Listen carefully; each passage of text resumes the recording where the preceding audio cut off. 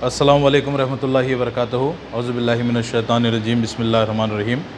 अस्सलामु अलैकुम रहमतुल्लाहि व बरकातहू।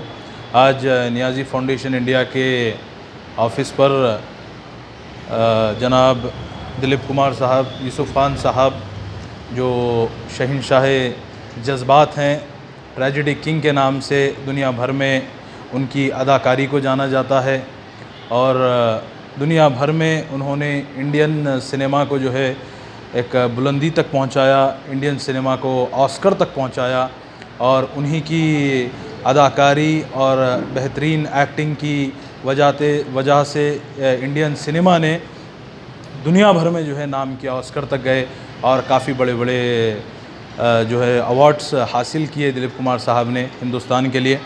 और आज के मौके पर हमारे मेहमान यहाँ पर सभी मौजूद हैं और जनाब रहीमुल्लाह खान नियाज़ी साहब साबिक़ सदरनशीन उर्दू एकेडमी और सीनियर तेलंगाना राष्ट्र समिति के कायद हैं और चेयरमैन नियाज़ी फाउंडेशन इंडिया भी हैं आप, और हमारे जनाब नुसरत साहब हैं और हमारे dynamic federation of private schools के सेक्रेटरी जनाब खादर साहब बाबा साहब हैं, हमारे डिप्टी डायरेक्टर हॉर्टिकल्चर जनाब नईम खान साहब हैं, हमारे अमजद साहब है और दीगर हमारे मेहमानान जो यहाँ पर मौजूद हैं। सभी का जो है खैर मक़दम किया जाता है।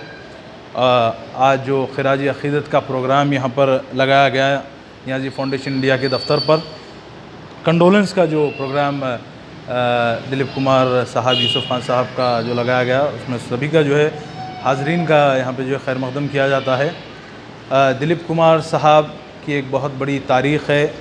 दिलीप कुमार साहब ने यकीनन हिंदुस्तान का नाम सारी दुनिया में जो है रोशन किया।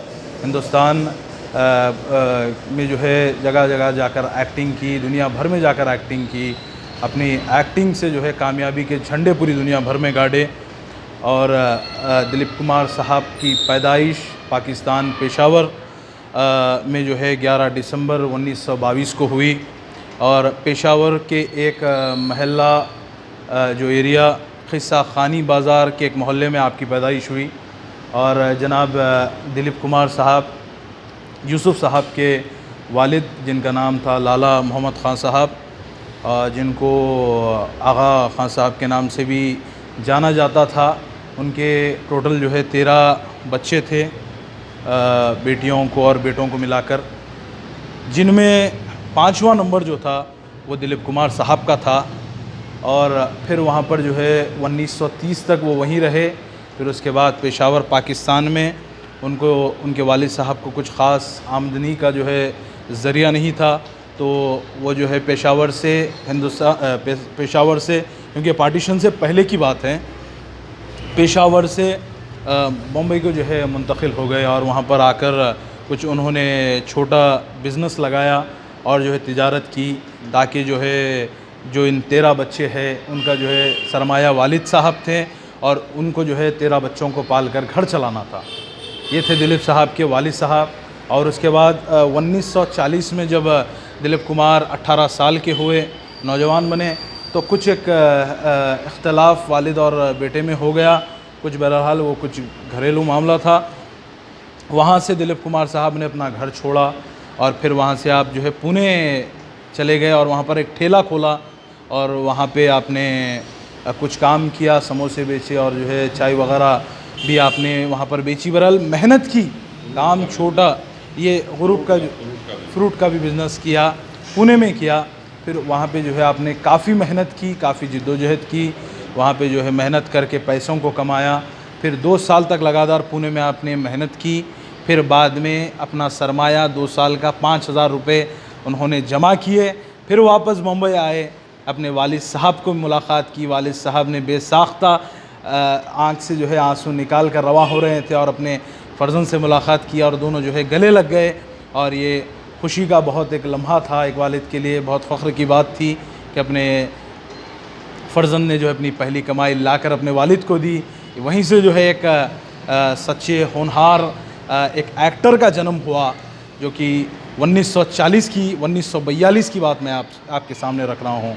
फिर वहाँ उसके बाद हमारे दिलीप कुमार साहब, यूसुफ़ साहब नैनीताल पहुंच गए नैनीताल में जो है कुछ काम के सिलसिले में गए, फिर वहाँ पर जो है कैंटीन में उन्होंने काम किया, वहाँ पर भी जो है फल वगैरह कुछ बेचे और कैंटीन में काम कर रहे थे। तो वहाँ पर उनकी मुलाकात हुई देविका रानी, जो बॉम्बे की जो बॉम्बे टॉकिस बहुत मशहूर थिएटर थी और कंपनी थी फिल्म इंडस्ट्री की, और वो एक एक्ट्रेस भी थी देविका रानी, उनकी कंपनी थी, उनसे इनकी मुलाकात हुई।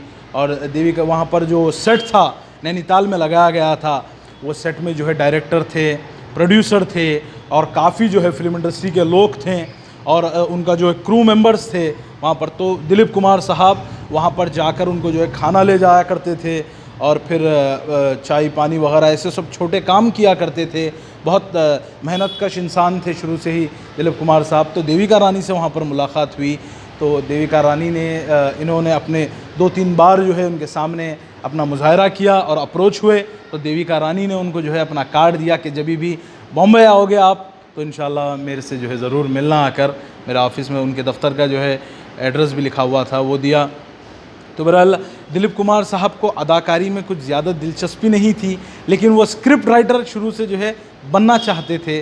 स्क्रिप्ट राइटिंग में जो है उनको तजुर्बा था और उनकी ख्वाहिश थी कि फ़िल्मों की जो है डायलॉग्स लिखूं, फिल्मों के लिखूं। बहरहाल लेकिन कुछ ना कुछ जो है अंदर उनमें ऐसी कुछ खूबियाँ थी, जहन में कुछ जो है उनमें बात कहीं ना कहीं चल रही थी कि इंशाल्लाह मतलब आगे चलकर कुछ ना कुछ मैं करूँगा, कुछ दुनिया भर में नाम करूँगा, हिंदुस्तान का नाम एक दिन जो है पूरी दुनिया भर में रोशन करूँगा। ये कहीं ना कहीं उनके दिल में चलता, जहन में चलती ये चीज़।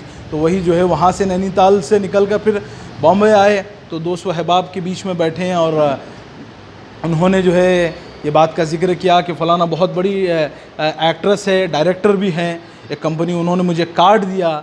तो इन्हें जहन में एक बात दिलीप साहब के चल रही थी कि मैं एक बार तो उनसे जाकर मिलूं, एक बार तो उनसे जाकर मिलूं, शायद कुछ अच्छा काम मुझे मिल जाए, स्क्रिप्ट राइटर की जो है जॉब मुझे मिल जाऊँ। तो जाकर देविका रानी से जो है मुलाकात की बॉम्बे के उनके ऑफ़िस पर, और वहाँ पे देविका रानी ने उन्हें बिठाकर एक फॉर्म दिया, उसको फ़िलअप करके 1250 रुपये की तनख्वाह पे उनको अपॉइंट कर लिया गया।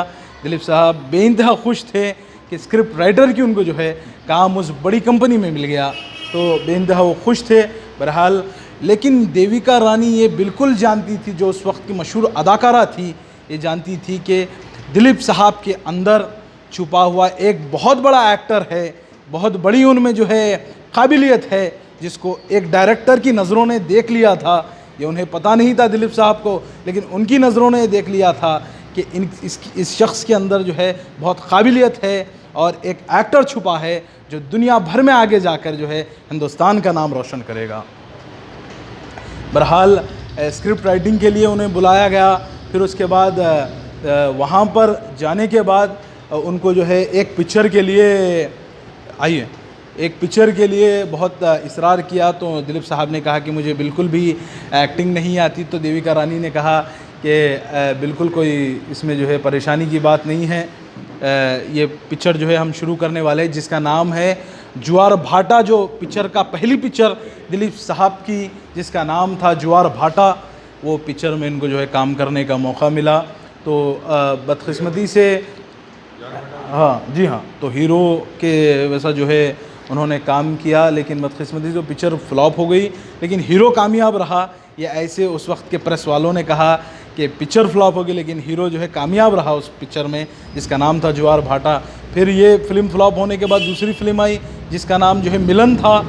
दूसरी फिल्म कुछ और आई, वो भी फ्लॉप रही। फिर भी दिलीप साहब ने हिम्मत नहीं हारी, लेकिन काम करते रहे कि उन्हें ये चीज़ का अंदाज़ा था कि एक ना एक दिन जो है मेरी पिक्चर चलेगी, मैं जो है हिंदुस्तान का नाम बाहर दूसरे ममालिक में बिल्कुल रोशन करूँगा। और ये देविका रानी जो डायरेक्टर थी, इनको भी यकीन था कि जिन पर मैं पैसा लगा रही हूँ, जिन पर मैं जो है इतना एतमाद करती हूँ कि जो है वो कभी ना कभी तो आगे बढ़ेगा और मेरी पिक्चर जो है ये एक्टर के साथ सुपर हिट रहेंगी। तो उनका जो सोच थी, जो उनके ख़यालात थे, जो उनका उन पर एतमाद था, वो जो है गलत नहीं था। अगली जो पिक्चर आई मिलन, उसमें जो है वो सुपर हिट रही। उसमें वो फिल्म जो है कामयाबियों की सिम जो है गामजन हुई।